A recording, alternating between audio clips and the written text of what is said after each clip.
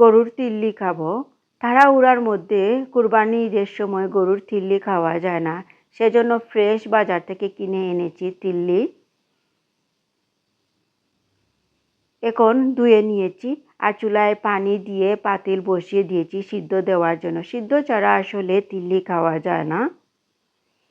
এখন দিয়েছি হলুদ সুন্দর একটা কালারের জন্য। আসসালামু আলাইকুম, ওয়েলকাম টু উর্মিস কিচেন। সবাই কেমন আছেন? নিশ্চয়ই ভালো আছেন। আল্লাহর রহমতে আমরা ভালো আছি। দেখুন তিল্লি কিন্তু সিদ্ধ হয়ে গিয়েছে আর কীভাবে কাঁচরা পানি বের হয়েছে দেখুন। এখন আমি চুলাটা অফ করে নিব। চুলা অফ করে নেওয়ার পর যখন ঠান্ডা হয়ে গিয়েছে তখন আমি তিল্লিগুলা একটা নাইফ দিয়ে কেটে নিচ্ছি। ভাত বা রুটি দিয়ে, চালের রুটি বা আটা রুটি, নান রুটি দিয়ে খেতে কিন্তু খুব মজা হয়। গরুর কলিজার চাইতে গরুর তিল্লিটা খেতে আসলে খুব ভালো লাগে। কেটে নিয়েছি দেখুন। এখন রান্না করব। আর সিদ্ধ দেওয়ার পর কিন্তু অল্প হয়ে গিয়েছে। এখানে চুলায় পাতিল বসিয়ে দিয়েছি আর পাতিল গরম হয়ে গিয়েছে। দিয়েছি সরিষার তেল,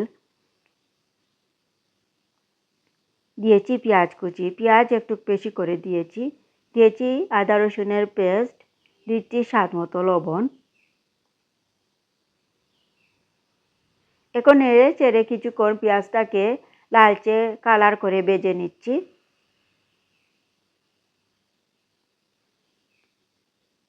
কিছুক্ষণ রান্না করার পর দেখুন পেঁয়াজ ভাজা হয়ে গিয়েছে। প্রথমে আমি তিল্লিগুলা দিয়ে দিয়েছি।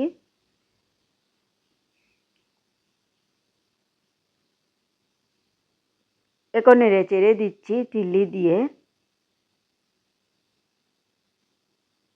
এখন ঢাকনা লাগিয়ে কিছুক্ষণ রান্না করব।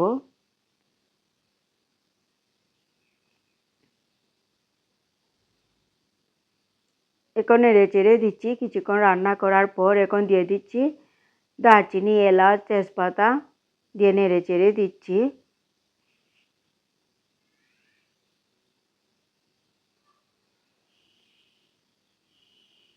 কিছুক্ষণ রান্না করার পর এখানে দিয়ে দিচ্ছি গুঁড়া মশলা। এখানে দিচ্ছি 1 চামচ মরিচের গুঁড়া, 1 চামচ হলুদের গুঁড়া, 1 চামচ ধনিয়ার গুঁড়া আর একটু পাঁচফোড়ন দিয়েছি, আধা চামচ পাঁচফোড়ন দিয়েছি। দিয়ে নেড়ে চেড়ে দিয়েছি। দিয়ে দিচ্ছি একটি আলু। আলুকে এভাবে ছোটো ছোটো করে কেটে নিয়েছি। এখন ঢাকনা লাগিয়ে কিছুক্ষণ রান্না করব। কিছুক্ষণ রান্না করে এখন আবার নেড়ে চেড়ে দিচ্ছি। এখন দিয়ে দিচ্ছি পানি। আপনারা চাইলে এখানে গরম পানি দিতে পারেন।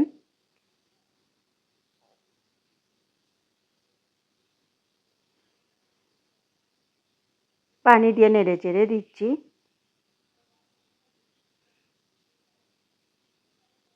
এখন ঢাকনা লাগিয়ে রান্না করব। কিছুক্ষণ রান্না করার পর আবার কিন্তু নেড়ে চেড়ে দিচ্ছি। আর এই ঝোলটাকে একেবারে শুকিয়ে নিব, ভাজা ভাজা করে নিব। এখন আমার নিজের হাতে বানানো পাঁচফোড়ন মশলা দিয়ে দিচ্ছি। 1 চামচ দিয়েছি। এই নিজের হাতে পাঁচফোড়ন মশলাটা খেতে কিন্তু খুব ভালো লাগে যে কোনো তরকারির মধ্যে দেওয়ার পর। এখন পাঁচফোড়ন মশলা দেওয়ার পর নেড়ে চেড়ে দিচ্ছি। দেখুন একেবারে পানি শুকিয়ে গিয়েছে। এভাবে করে ভেজে নিচ্ছি।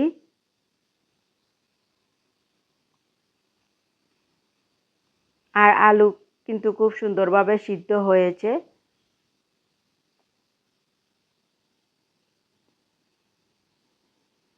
দেখুন একেবারে ভাজা ভাজা হয়ে গিয়েছে। দেখুন এখন ভাত বা রুটির সাথে কেমন হবে এই তিল্লি বোনাটা।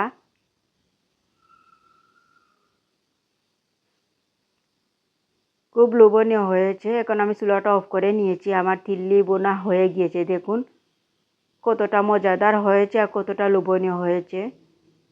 অসম্ভব মজার একটা তিল্লি বোনা হয়েছিল। সবাই ভালো থাকবেন। আল্লাহ হাফিজ।